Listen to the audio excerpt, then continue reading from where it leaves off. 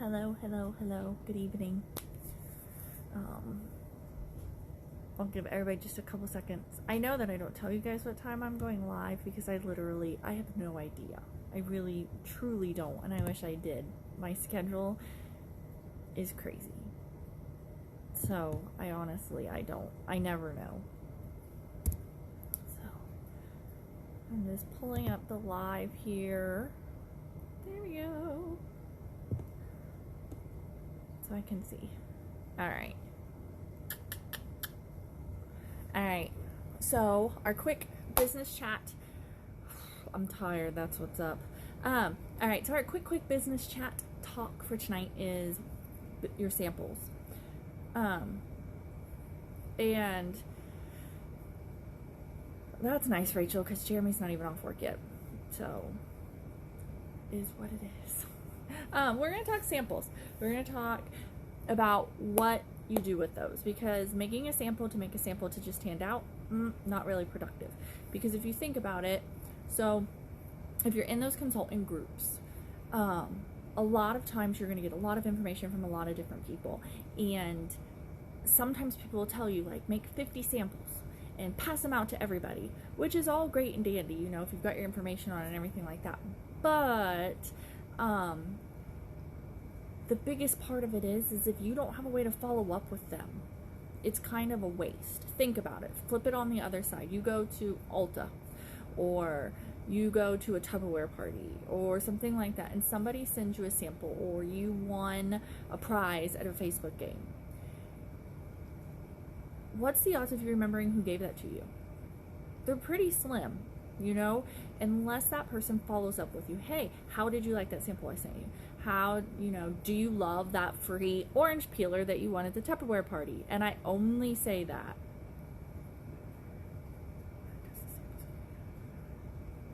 There's a lot of people who do. There really is a lot of people who suggest making 50 samples in a month, and your goal is to get those 50 samples out into people's hands every single month. But if you're not following up with those people, to me it's a waste, because like I said, and I only say orange peeler because Casey cleaned out the drawers.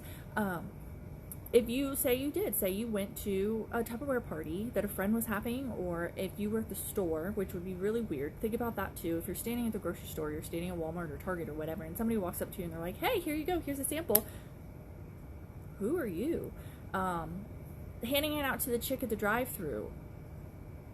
Again, unless it's the same Starbucks chick every single week, that you could be like, yo, how was that sample? I just threw away 4 orange peelers.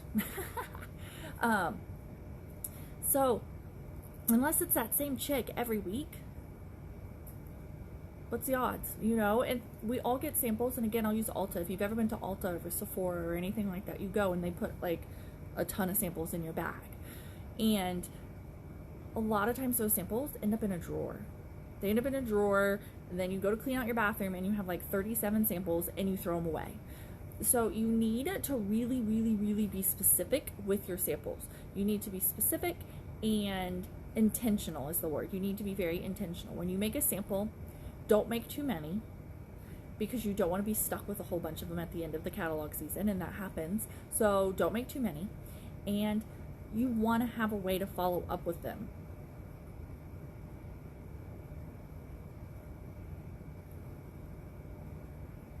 Yeah, there's like, you've got to be intentional. Like, to me, you need to have a conversation. I am not one to hand out samples randomly. I am more, you know, Emily going to the pharmacist, she goes there all the time. She knows those people. She has a connection with those people. Rachel, like I said, yeah, if I'm standing there and you hand, even if I was a checkout person and they were like, here, thanks for helping me, here's a sample, I'd kind of be like, okay, thank you. Like, to me, it's still very weird. But you need to do what's comfortable for you. You need to have a way for those people, for you to get a hold of those people. So if you're having a conversation with somebody at the checkout line, you know, the line is forever long, and you're chit-chatting about how long this line is, you know, sometimes you'll get to have those conversations with somebody and they're like, oh, what do you do? That is your key. Then you give them a sample and you get their name, yay, yo, do you have Facebook? Would you like to be on my mailer list? Again, to me, it still feels a little intrusive, but that's because I'm not a talker to strangers, but some people are. And if you're one of those people who can be like, yo, how are you doing? You know, what's your name? Let's be Facebook friends. Like, if you have a way then to reach back to them, find out how they liked it, do it. But as far as random samples, to random people that you do not know, it's not going to go that far. Putting samples in customers' bags, totally great. If you do a craft show or a vendor affair or something like that, and you're putting samples in people's bags that they ordered, great, because you know that they ordered and you have their information. But standing in a craft show or a vendor event and having like this whole table full of samples, people go to those things and they just get samples. That's it. My husband has worked many like job fairs and car shows and stuff like that, and people literally just walk around and take free stuff. They don't care what the free stuff is or who it's for. They just want free stuff. So yeah, I think that's great, Emily. Yeah, you have to wait to get a hold of them again. You want to see how they liked their sample. That is the biggest key I could give you guys. And then don't make too many. So you made the samples. You're going to be intentional with them. You're going to give them to people that it can help, and you're going to get information from them so that you can follow up with them. Those are huge keys. If somebody, like, some people put that post like, does anybody want any free samples? That's fine, but follow up with those people and do not send them more than once or twice, because again, some people just want free samples. I don't understand why, but some people just want that. If somebody ever comes to you and they're like, hey, can I have samples of these 5 cents? The answer to that question is no. I will give you a sample of what I've got, and it's going to cost you 1 stamp. Make it not 1 stamp, okay? We are here to make money. We're here to make money, not hand money out. So when you're handing money out, as in samples, make it worth your while, okay? Make it so that you have somebody to follow up with, you know how to contact them, build that relationship. How did you like that sample? So if they're like, oh, I didn't really like that scent, don't worry, what didn't you like about it? What kind of scents do you like, so that you can talk and do it that way. Don't be willy-nilly with them. Don't. It's just not worth your time and money, okay? Don't make samples of a ton of things. I only make samples of what I've got, what I'm using. So be very selective. If you take anything from this super fast video, be intentional. Always make sure that you can follow up with that person that you give a sample for. Do not make too many samples at one time.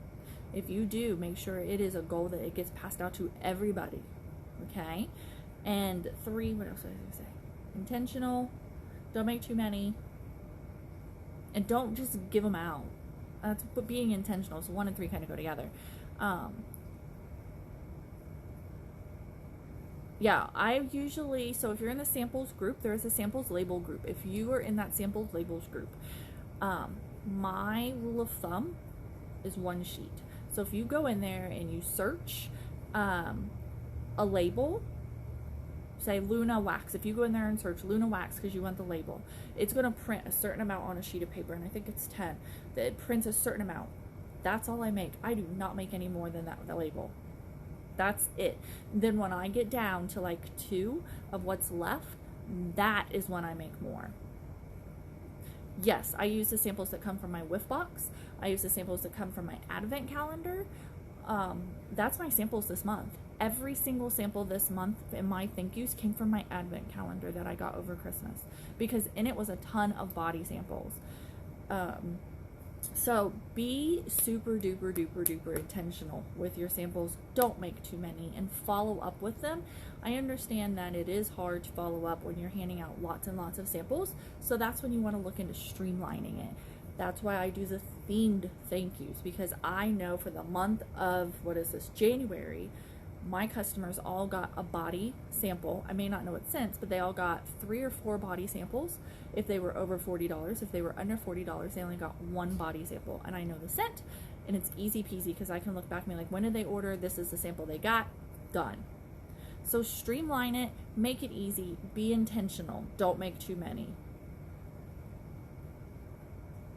Yeah, I agree.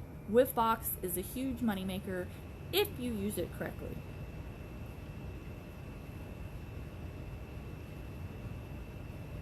Yes, yes, yes, yes, yes, yes. The last chance first glance parties are extremely great if you're comfortable with doing that right now in the crazy world. Up to you. You can also do them virtual also.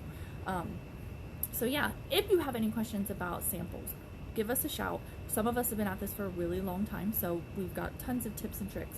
But if you take anything, be intentional. Be intentional. Have a way to follow up with your sample. Have a tracker. If you're not doing the same sample every month, then have a tracker of who you sent what to. Do not give out too many samples. Do not make too many samples. Okay? Those are, if you take anything, that's what you need to take from tonight. So, I'm probably well over my intended 5 minutes, but that's okay. Keep commenting if you have any questions. I'll check back in here. I'm working on putting stickers in catalogs. So,